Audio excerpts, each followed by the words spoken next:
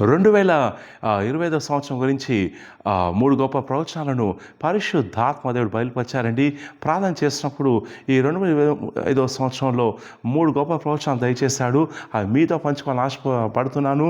పరిశుద్ధాత్మ దేవుడు ఈ వచ్చే సంవత్సరం కొత్త సంవత్సరంలో గొప్ప కార్యం చేయబోతున్నాడు. ఆ 3 గొప్ప ప్రవచనాలతో మీతో పంచుకోబోతున్నాను. అయితే ఒక ప్రవచనం మాకు వస్తుంది. అది ప్రకటన గ్రంథం 21వ అధ్యాయము 5వ వచనంలో, అప్పుడు సింహాసనంలో ఉన్నటువంటి వాడు, ఇదిగో సమస్తమును నూతనమైనవిగా చేయుచున్నానని చెప్పాను. దేవుడు సమస్తాన్ని నూతనమైనవిగా చేయబోతున్నాడు ఈ కొత్త సంవత్సరంలో. అయితే ఈ 2025 సంవత్సరం గురించినటువంటి మొదటి గొప్ప ప్రవచనం ఏంటంటే, ఎవరైతే ప్రభునందు విశ్వాసం ఉంచి ఆయన అడుగు చాడల్లో కొనసాగుతూ ఉంటారో వారికి 2025 సంవత్సరము ఏడింతల అభివృద్ధి సంవత్సరంగా ఉంటుందని పరిశుద్ధాత్మ దేవుడు సెలవిస్తున్నాడు. 7 సంవత్సరాల్లో మీరు ఎలాంటి అభివృద్ధి అయితే చూస్తారో ఆ అభివృద్ధిని ఏడింతలుగా మీరు వచ్చే సంవత్సరం చూడబోతున్నారని పరిశుద్ధాత్మ దేవుడు సెలవిస్తున్నాడు. నమ్ముచిన వాళ్ళు గట్టిగా వరిసేవని చెప్పండి.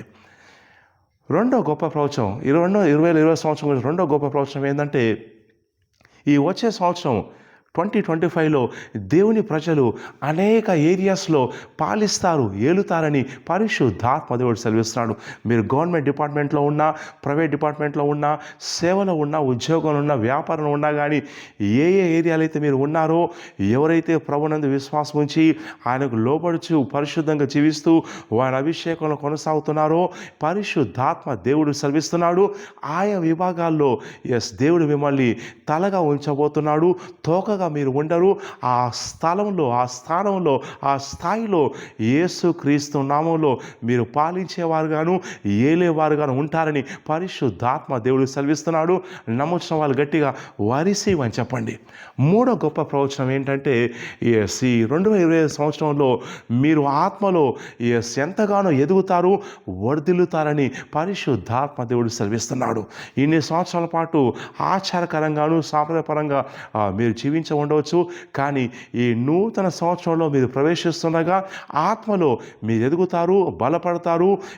గతంలో ఎన్నడూ లేని విధంగా మీ ప్రార్థన జీవితం, ఆధ్యాత్మిక జీవితం, వాక్య ధ్యానము, సంఘ సేవ జీవితం, సమస్త విషయాలలో కూడా మీరు ఆత్మీయంగా బలపడతారు.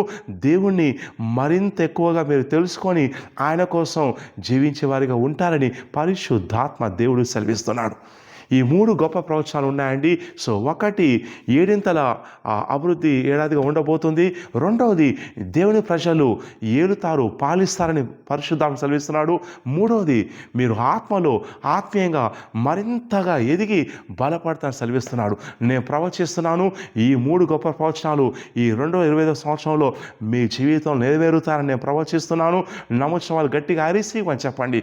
రాబోయే రోజుల్లో మీరు ఏడింతల ఆశీర్వాదాన్ని చవి చూస్తారు, అభివృద్ధిని చవి చూస్తారు, ఆత్మీయంగా ఎదుగుతారని ప్రవచిస్తారు. అని చెప్పండి. అలాగే మీరు ఎక్కడ ఉన్నా కానీ, ఏ ఉద్యోగంలో, ఏ వ్యాపారంలో ఉన్నా కానీ దేవుడు మిమ్మల్ని ఏలేవారిగాను, పాలించేవారిగాను, ఉన్నతమైన స్థాయిలో ఉండేవారిగాను, తలగా ఉండేవారిగాను చేస్తాడు.